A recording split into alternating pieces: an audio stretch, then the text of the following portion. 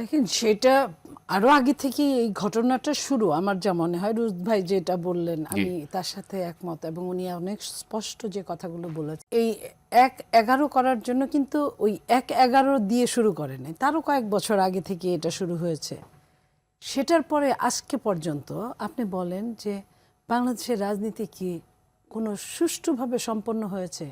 শেখ হাসিনার ৪বার ক্ষমতা নেওয়া, দখল করা, এটা নেওয়া না, এটা ইলেকশন না, এটা ইলেকশনের একটা মহড়া, এটা ইলেকশনের একটা নাটক, বা এটাকে কি বলবো আমি ঠিক বলতে পারছি না। কখনো নিশিরাতে, কখনো যখন যেটা সুবিধা হয়েছে প্রহসন করেছে, কখনো আমিডামি। এই যে নির্বাচনগুলো, এগুলো কিন্তু সব ১-১১ ফলাফল। ১-১১ যদি কারণ যদি হয়ে থাকে যে ভিত্তিটা দিয়েছিল হয়তো, হ্যাঁ ১-১১ ফলাফল, এই ঘটনাটা কিন্তু দেশনেত্রী বেগম খালেদা জিয়ার সাথে হতে পারতো। ওনাকেই কিন্তু আগে অফারটা দিয়েছিল যে তুমি যদি ইনডেমনিটি দাও, তুমি যদি আমরা যা বলি তার কিছুটা শোনো, তাহলে তুমি ক্ষমতায় আসবে। তার মানে যেই ক্ষমতায় আসতো সেই ৩-৪ বারই থাকতো। এই আলোচনাটা তখন ছিল আর কি। হ্যাঁ, এবং এইভাবেই তাকেও বিএনপি কেও হয়তো বা পালিয়ে যেতে হতো, বা বিএনপি তো পালানোর জায়গাও ছিল না, কারণ প্রতিবেশী তো 3 দিকেই একটা দেশ। বিএনপি কোথায়? এই জায়গাগুলা বিএনপির আরো খারাপ অবস্থা হতো, যেটা ১-১১তে হয়েছে। সবাই রাতে একখানে যে অ্যারেস্ট করে রেখেছে, কেউ কাউকে দেখে নাই, কান্না শুনেছে, একজন আরেকজনের কান্না শুনে বলছে তুমি কে। এই যে আলোচনা কথা হয়েছে, যেটা পরবর্তীতে আমরা সালাউদ্দিন কাদের চৌধুরী বলেন, আরও যারা যারা ছিলেন ওইখানে, তাদের কথা থেকে আমরা এগুলো পেয়েছি। তো এখন এই জায়গাটায় তারপরে শেখ হাসিনার যে এই প্রহসনমূলক এতগুলো টাইম গেল, একটা আয়না ঘর হলো, আপনার খুন গুম থেকে শুরু করে হেন কিছু নাই যেটা হয় নাই, আপনার র্যাবের যে অবস্থা। অথচ এই র্যাবের জন্য শেখ হাসিনা প্রথম নির্বাচনী ইশতেহারে নবম জাতীয় সংসদে বলেছিলেন যে উনি ক্ষমতায় এসে প্রথমে র্যাবকে বিলুপ্ত করবেন। উনি তো বিলুপ্ত করেনই নাই, বরং অনেক অনেক বেশি ক্ষমতা তাদেরকে দিয়েছিলেন, রাক্ষস বানিয়ে ফেলেছিলেন। শুনি যে কি কোন ইসের মধ্যে কি তার মধ্যে ফেলে ৩-৪০০ লোক মেরে ফেলেছে, আপনার অ্যাসিডের যে কি বলে হাউস, হ্যাঁ সেটা এগুলা প্রক্রিয়ায়, কিংবা আমরা যে শুনি যে আপনার সমুদ্রে ফেলে দিয়েছে, নদীতে ফেলে দিয়েছে, তারপরে আপনার কি বলে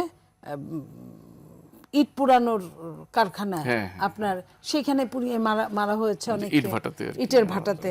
তো এই যে এই জায়গাগুলো, এইখান থেকে আপনি কি পাইলাম আমরা আন্দোলন হলো, একটা সরকার পালিয়ে গেল, তারপর আরেকটা ইন্টারিম সরকার আসলো।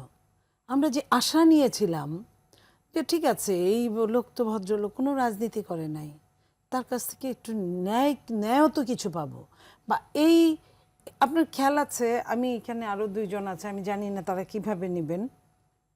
আমি অনেক কিছু নিয়ে ইন্টারিম গভর্নমেন্টের উপদেষ্টা যারা অনেক সুন্দর সুন্দর কথা বলতেন, আমাদের সঙ্গে টকশো করতেন, অনেক সুন্দর সুন্দর কথা বলতেন, তারা যদি কোনোদিন ক্ষমতার মুখ দেখে তারা এই করবেন ওই করবেন ওই করবেন, আমরা কিন্তু আবারও লুটপাট ছাড়া কিছুই দেখি নাই। আপনি কি ১-১১ সরকারের সাথে এই ইন্টারিম গভর্নমেন্টের কোনো মিল পাচ্ছেন? একদম সিরিয়াস মিল না, শুধু এটা হলো গিয়ে আপগ্রেডেড। আচ্ছা, হ্যাঁ, তো আপনার এক একটা অবস্থা যায়, যেমন জেনজির যুগ, তারা যে বুঝা বুঝে আপনার সন্তানরা আমার সন্তানরা, আমরা কিন্তু ওই বুঝাটা বুঝি না, বা আমরা তাদের বোঝাতে ব্যর্থ হই। তা এখনকার সরকারগুলো ইন্টারিমও তাই, আরো আপগ্রেড, কিন্তু নেগেটিভ, পজিটিভ না। তো এই নেগেটিভের অনেক কিছুর পরে একটা সরকার এসেছে, যে সরকারের বয়সটা 1 মাসের একটু বেশি। তো 100 দিন গেলে আপনার হানিমুন পিরিয়ড আপনারা বলেন। তো এইখানে এই 1 মাস না, 2-4 দিন নিতে নিতে অনেক চ্যালেঞ্জের মুখোমুখি হতে হয়েছে সরকারকে। প্রথমে রোজার দ্রব্যমূল্যের দাম, তারপরে আন্তর্জাতিক যুদ্ধের দামামা, সেই যুদ্ধের তেলের একটা ব্যাপার এসে পড়েই, আমি যেভাবেই বলি না কেন, অর্থনৈতিক চরম পর্যায়ে নিম্নগামিতা, এগুলো সব কিছু মিলে সরকার একটা বড় চ্যালেঞ্জের মুখোমুখি দাঁড়িয়েছে।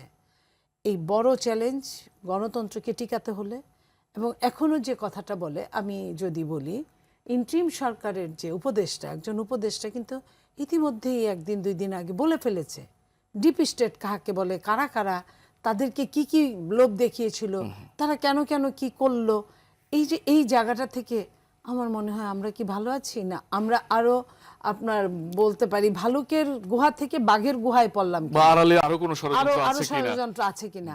আমি মনে করি যে যারা আজকে সরকারে আছেন তারা, আমি যদিও ওই দলেরই একজন কর্মী, আমি সবাইকে তো সবার সাথে কাজ করার সৌভাগ্য হয় নাই জানি না, তারা যেন এই জিনিসগুলো অন্তত বুঝেন, যে সিরিয়াসলি নেন আর কি। একদম সিরিয়াস, কেয়ারফুলি, বি কেয়ারফুলি। আমি এই দেশের মানুষের জন্য এই কথাগুলো বলছি। এই দেশের মানুষ যদি সম্পদ হয়, এই দেশের গণতন্ত্র যদি আমার আপনার অধিকারকে প্রতিষ্ঠিত করে, তাহলে এই দুইটা কাজের জন্য তারা যেন একদম মন প্রাণ দিয়ে কাজ করে। নইলে একটু এদিক ওদিক হলে পিচ্ছিল জায়গা, এত বেশি পিচ্ছিল।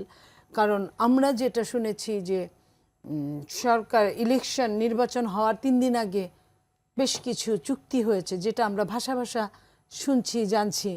এখন ধরেন চুক্তি হয়েছে যে চুক্তির সাথে বর্তমান সরকারের কোনো রিলেশন নাই, জি, কিন্তু সাফার করার ক্ষেত্রে কিন্তু সরকার এবং জনগণ বা সবাই সেগুলো যদি মিলে দেশবিরোধী করবে। চুক্তি হয়ে থাকে তো বাস্তবায়নের দায়িত্ব তো এসে পড়বে সরকারের কাঁধে। সেটাই। এবং এই সরকার কতটুকু সেই লুটটা নিতে পারবে, সেই লুটটা নেওয়ার জন্য বাংলাদেশের জনগণ কতটা সরকারকে সহযোগিতা করবে এবং বিরোধী দল কতটা সহযোগিতা করবে। দেখেন আমার পাশের দেশ পর্যন্ত যে কোনো জাতীয় সংহতির ব্যাপারে, জাতীয় কোনো প্রবলেমের ব্যাপারে তারা কিন্তু সরকারি দল তারা বিরোধী দল এক একসাথে হয়ে বসে যায়। যায় আর কি।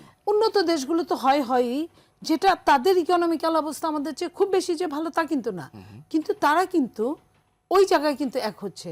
তাহলে আমরা কেন হতে পারবো না? আমাদের বিরোধী দলকে বুঝতে হবে, আমাদের রাজপথের বিরোধী দলকে বুঝতে হবে, আমাদের ডান বাম আপনার মধ্যপন্থা সব মিলে এই জায়গায় দেশপ্রেমের জায়গায় একতাবদ্ধ না হলে আমাদের যে কোনো মুহূর্তে স্লিপ কাটা সম্ভব।